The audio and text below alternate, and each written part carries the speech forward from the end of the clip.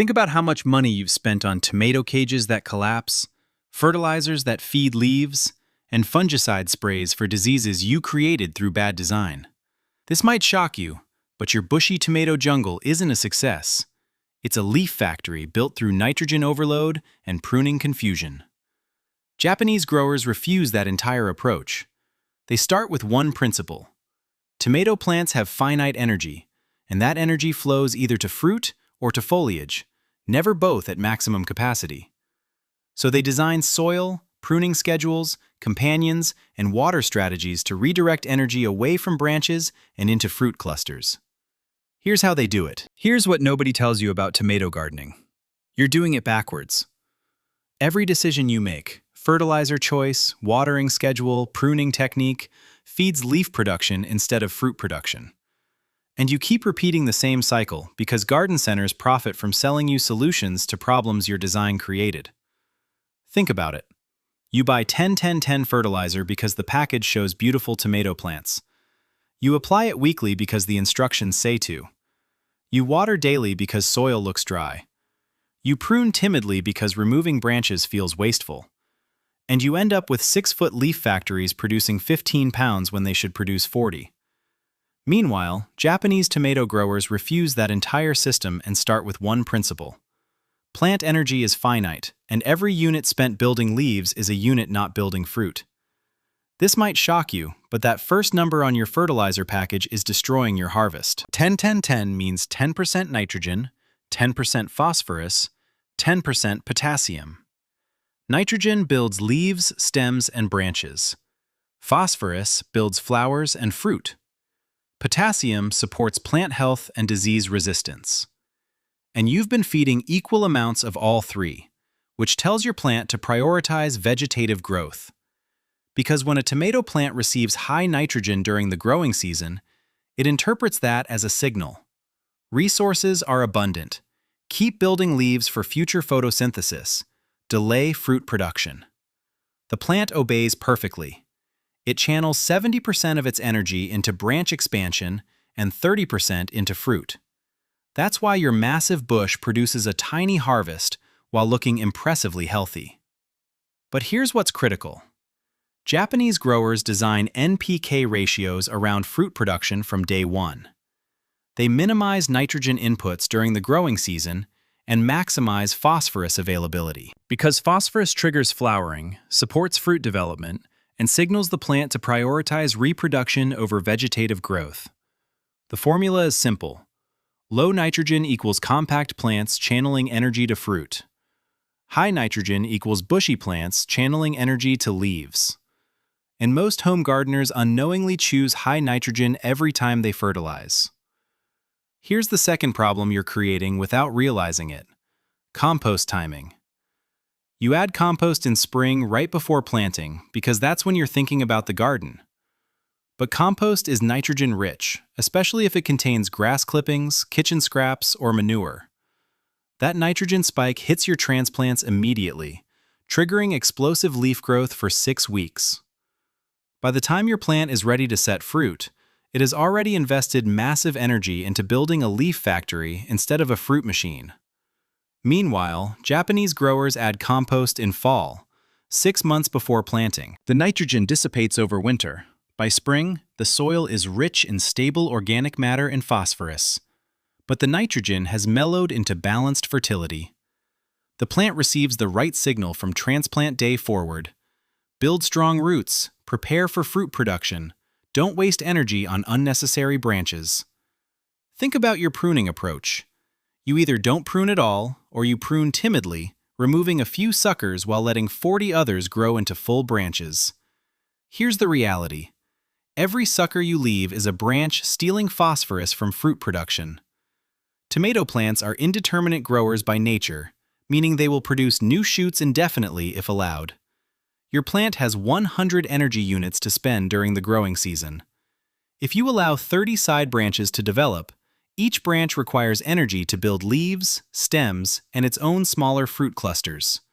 That's 70 units going to branch construction and 30 units going to fruit on main stems. But if you aggressively prune to 5 main stems maximum, removing every sucker weekly, You flip that ratio. 70 units go to fruit production on those 5 productive stems, and 30 units go to maintaining structural branches. That's the difference between 40 pounds per plant and 15 pounds per plant using identical genetics. Japanese growers treat pruning as energy management, not plant care. They remove suckers when they're 2 inches long, before the plant invests significant resources. That's a 30-second task per plant weekly. Western gardeners wait until suckers are 12 inches long, with their own fruit clusters developing. Then they hesitate because removing it feels wasteful. But you already wasted the energy. The plant spent 2 weeks building that sucker instead of feeding fruit on your main stems. And now you're facing a bad choice. Leave it and dilute fruit production further, or remove it and lose the energy investment. Japanese method prevents that dilemma by removing suckers early and consistently, before energy bleeds away from fruit production. Here's what most people miss. If your tomato plant is adding 6 inches of new growth every week, that's energy not going to fruit. Vigorous vegetative growth looks healthy, and garden centers train you to see bushy plants as successful plants, because bushy plants sell fertilizers, cages, and treatments. But production-focused growers see bushy plants as energy leaks. They see branches that should have been removed, nitrogen that should have been withheld, and design failures that guarantee small harvests, despite impressive foliage. Because a tomato plant's energy is finite. It can build leaves or build fruit, but it cannot do both at maximum capacity simultaneously. Western gardening culture optimizes for impressive appearance, while Japanese growing systems optimize for fruit production. This is where the mindset shift happens. You're not growing tomato plants as ornamental garden features. You're managing production systems where every input either supports fruit development or undermines it. Your soil design, your fertilizer choices, your pruning schedule, and your watering strategy all need to filter through one question. Does this feed fruit production, or does this feed leaf growth? Japanese growers make that decision before the transplant goes in the ground. They build phosphorus-rich soil using bone meal and rock phosphate added in fall. They avoid nitrogen-heavy inputs during the growing season. They remove suckers weekly without hesitation, and they create plants that channel maximum energy into fruit clusters instead of branch expansion. You've been feeding leaves while wondering why you're not harvesting fruit. That's the broken blueprint you inherited from conventional gardening advice designed to sell products, not produce harvests. Japanese growers plant their transplants differently than Western gardeners, and that difference sets up the entire energy management system. When you transplant a tomato seedling, you probably dig a hole 6 inches deep and set the root ball at soil level, like the package instructions say. Meanwhile, Japanese growers bury the stem up to the first true leaves, which means 8 to 12 inches of stem goes underground. Here's why that matters. Tomato stems develop adventitious roots along any buried section. Those roots establish faster and stronger than the original root ball, creating a foundation that supports heavy fruit loads without staking failures or nutrient deficiencies. But here's what's critical. Japanese growers then limit the root zone horizontally by containing it in a defined space through raised beds with barriers or strategic watering patterns that discourage sprawling roots. Think about what that does. Limited root zones create mild stress, and that stress signals the plant to prioritize reproduction over vegetative growth. A plant with unlimited root access stays in vegetative mode, building more leaves and branches to maximize photosynthesis because expansion seems possible. But a plant with confined roots receives a survival signal. Produce fruit now, because unlimited growth isn't an option. That's why container-grown tomatoes often fruit earlier than ground-planted tomatoes, despite having smaller overall plants. You're using stress as a fruit production trigger, not as neglect. Now let's talk about companion planting, but not the way gardening books teach it. Western companion planting focuses on pest deterrence and pollinator attraction. You plant basil with tomatoes to repel aphids. You plant marigolds to repel nematodes. You feel good about natural pest control while your plants produce tiny harvests. Meanwhile, Japanese growers use companions for nutrient management, specifically phosphorus accumulation and nitrogen control. And here's what nobody tells you. You must avoid nitrogen-fixing companions during the fruiting period. Beans, peas, clover, and vetch all fix atmospheric nitrogen through root nodules, releasing it into the soil where your tomatoes absorb it. That nitrogen feeds leaf growth, exactly what you're trying to prevent. But here's where Western permaculture gets it backwards. Conventional advice recommends planting beans as tomato companions because beans climb the tomato stakes and everyone saves space. That sounds efficient until you realize you're designing for leaf production, not fruit production. Because those beans are actively pumping nitrogen into the soil while your tomatoes are trying to fruit. Japanese method plants phosphorus accumulators near tomatoes instead. Comfrey is the classic example. Its deep taproot mines phosphorus from subsoil layers that shallow tomato roots can't reach. When you chop the leaves and drop them as mulch, that phosphorus becomes available to your tomatoes without adding nitrogen load. Yarrow works similarly, accumulating phosphorus and potassium while adding minimal nitrogen. Borage brings phosphorus to the surface through deep roots, and its flowers attract pollinators as a bonus. The strategy is simple. Surround your tomatoes with plants that build phosphorus fertility while avoiding anything that boosts nitrogen. Water management is the third lever Japanese growers use to redirect energy toward fruit. And this might shock you because it contradicts every watering recommendation you've received. Standard advice says water tomatoes daily or every other day, keeping soil consistently moist because tomatoes need steady water. Japanese growers water deeply twice weekly, allowing soil to dry between waterings. Here's the mechanism. Daily shallow watering encourages shallow root systems, and shallow roots require constant attention because they dry out quickly. The plant stays in vegetative growth mode because water is always available, signaling abundant resources and no urgency to reproduce. Meanwhile, deep watering twice weekly forces roots to grow deeper, chasing moisture. And between waterings, as the soil surface dries, the plant experiences mild water stress. That stress triggers a hormonal shift toward reproduction. The plant prioritizes fruit development over branch expansion because survival signals say resources are limited. Produce fruit now while you can. Think about the yield difference. 2 inches of water applied twice weekly produces 40-pound harvests. Daily sprinkling produces 15-pound harvests from identical genetics, identical soil, identical sun exposure. The only variable is water stress as a fruit production signal. But here's what's critical. This isn't about neglecting your plants or creating severe stress that damages health. Japanese growers design controlled stress that optimizes fruit production without compromising plant vigor. Severe stress from drought or extreme root binding produces small, bitter fruit and triggers diseases. Mild, designed stress from strategic watering and controlled root zones produces large, flavorful fruit in high quantities because the plant channels energy efficiently instead of wasting it on unnecessary vegetative growth. But here's where it gets interesting, because Japanese growers don't stop at plant management. They design the entire environment for fruit production, starting with soil building 6 months before planting. Most gardeners add compost in spring, right before transplanting, because that's when you're preparing beds. That creates a nitrogen spike when young plants are establishing, triggering explosive leaf growth for the first 8 weeks. Meanwhile, Japanese growers add compost in fall, letting it decompose over winter. By spring planting time, the nitrogen has dissipated or stabilized into balanced forms, but the phosphorus and organic matter remain.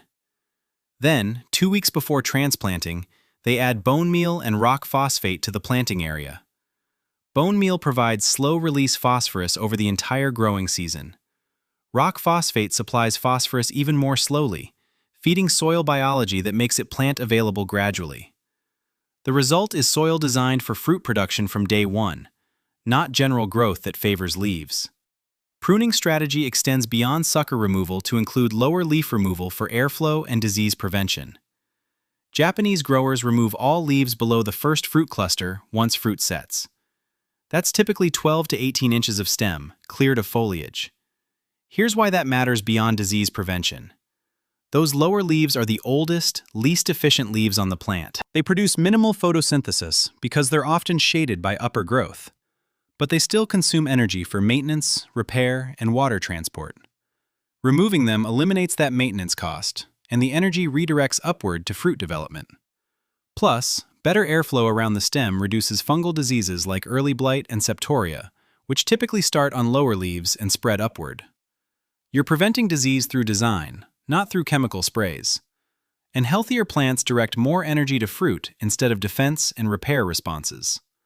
Support systems matter for energy management too.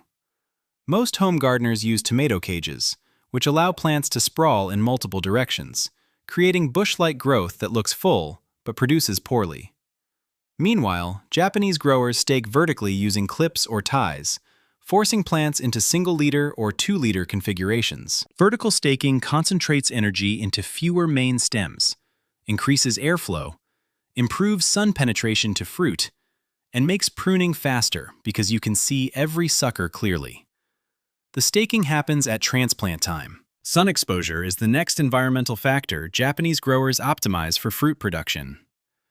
Tomatoes need 8 hours of direct sunlight daily for maximum sugar production in fruit. But here's what most people miss.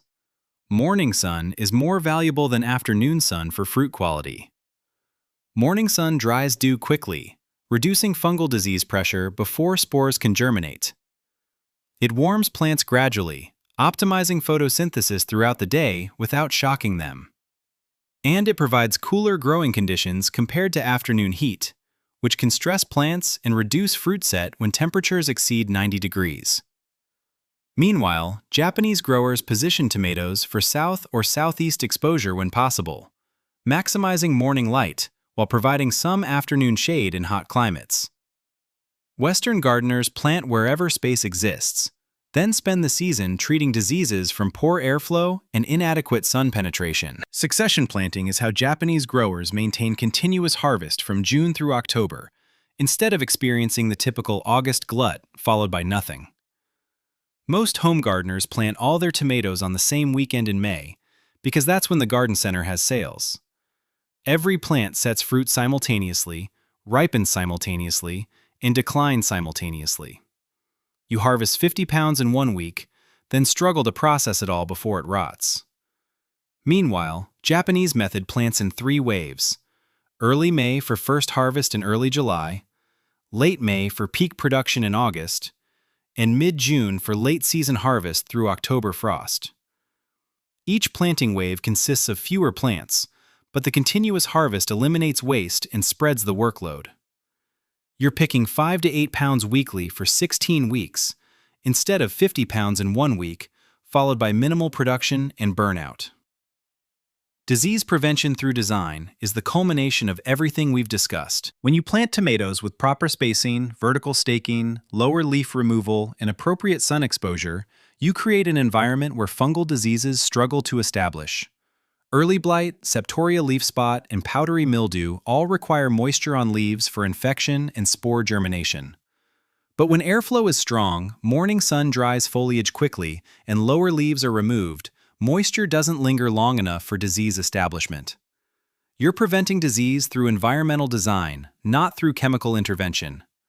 And disease-free plants direct maximum energy to fruit development instead of defense responses and tissue repair. Meanwhile, Western gardeners plant tomatoes too close together, allow them to sprawl into overlapping bushes, and then spend the season spraying fungicides while watching yields decline as plants sicken. Here's the reality. Most home gardeners spend 2 hours weekly fighting tomato problems they created through design choices made months earlier. Staking collapsing plants because the cage wasn't adequate for fruit weight. Treating fungal diseases because spacing was too tight and airflow was poor. Watering daily because root systems are shallow from constant moisture availability. Removing diseased leaves because lower foliage wasn't pruned early when it would have prevented spread. Harvesting disappointing yields because nitrogen-heavy fertilizers drove vegetative growth instead of fruit production. And repeating the entire cycle next season because you're treating symptoms instead of fixing the underlying design. Meanwhile, Japanese method front-loads the work through better planning, then requires 30 minutes weekly for maintenance. Week 1 through week 12, you're pruning suckers during your weekly inspection. That's the entire maintenance schedule. The rest is watching fruit develop and harvesting when ripe. Start small. 3 plants using this method will produce more harvestable fruit than 10 plants using conventional methods because you're managing energy efficiently, channeling 70% toward fruit instead of allowing 50% to bleed into unnecessary vegetative growth. And 3 plants are manageable for learning the system without becoming overwhelmed and abandoning it halfway through the season. Year 2, you scale to 6 plants with confidence. Year 3, 10 plants feels effortless because the techniques have become automatic and you're no longer fighting the problems conventional methods create. Here's your week-by-week timeline for implementing this system. Week 1. Transplant deep, burying stem to first true leaves. Stake immediately using 6-foot stakes and clips, not cages. Remove lower leaves up to 6 inches. Water deeply with 2 inches of water. Week 2. Check for suckers. Remove any above 2 inches long before they steal energy. Deep water again. Week 3 through 12. Weekly sucker removal during 5-minute inspection per plant. Deep watering twice weekly with 2 inches each time, allowing soil to dry between waterings. That's the entire maintenance schedule until harvest begins. Week 8 through 16. Harvest fruit as it ripens, typically 5 to 8 pounds weekly per plant at peak production in weeks 10 through 14.